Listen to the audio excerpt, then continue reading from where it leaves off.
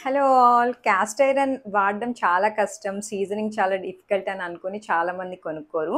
So, caste ఐరన్‌లో తినడం హెల్త్‌కి చాలా మంచిది. ఇదిగోండి ఇది దోస పాన్. ఆఫ్టర్ సీజనింగ్ నేను చూపిస్తున్నాను. ఇది కడాయి కూడా. ఇది కూడా సీజన్ చేసేసి ఉంచాను. ఈ వీడియోలో ఎలా సీజన్ చేయాలో మీకు చూపిస్తాను. రండి చూసేద్దాం. నేను ఇండస్ వ్యాలీ నుంచి ఈ క్యాస్ట్ ఐరన్ కుక్వేర్ అయితే తెప్పించుకున్నానండి. ఫస్ట్ నార్మల్‌గా వాటర్‌తో అయితే వాష్ చేసేసాను. మీరు లిక్విడ్ వాష్‌తో దీన్ని క్లీన్ చేసుకోవచ్చు. బట్ నేనైతే ఇక్కడ శనగపిండి యూజ్ చేస్తున్నాను. ఎందుకంటే లిక్విడ్ స్మెల్ అనేది ఆ కడాయిలో ఉంటది అని నాకు అనిపిస్తుంది. అందుకే నేనెప్పుడు శనగపిండితోనే క్లీన్ చేస్తాను. సో, శనగపిండి వేసి 2, 3 టైమ్స్ అనేది బాగా రుద్దితే అందులో ఉన్న కిలుము, ఆ బ్లాక్‌నెస్ అంతా వెళ్ళిపోతుంది.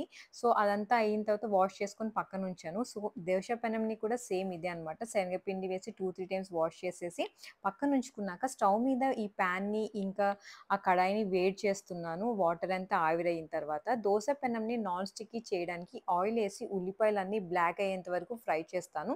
ఆ తర్వాత ఉల్లిపాయలు తీసేసి అదే ఆయిల్‌ని ప్యాన్‌కి ఫ్రంట్ టు బ్యాక్ అప్లై చేస్తాను. కడాయికి వాటర్ అంతా ఇంకిపోయిన తర్వాత ఆయిల్ అప్లై చేస్తే seasoning ready. Cast iron cookware మనం ఎందుకు యూజ్ చేయాలంటే ఇది ఐరన్ కాబట్టి మనం డైలీ క్యాస్ట్ ఐరన్‌లో వండేటప్పుడు కొంచెం కొంచెం ఐరన్ అనేది ఫుడ్‌లో ద్వారా మన బాడీకి వెళ్ళి మనకు ఐరన్ డెఫిషియన్సీ తగ్గుతుంది. బాడీలో దానివల్ల హిమోగ్లోబిన్ లెవెల్స్ అనేది ఐరన్ డెఫిషియన్సీ లేకపోవడం వల్ల మంచిగా మెయింటైన్ అవుతాయి. సో, క్యాస్ట్ ఐరన్ యూజ్ చేయడం వల్ల ఒక మెయిన్ అడ్వాంటేజ్ ఇది అనమాట.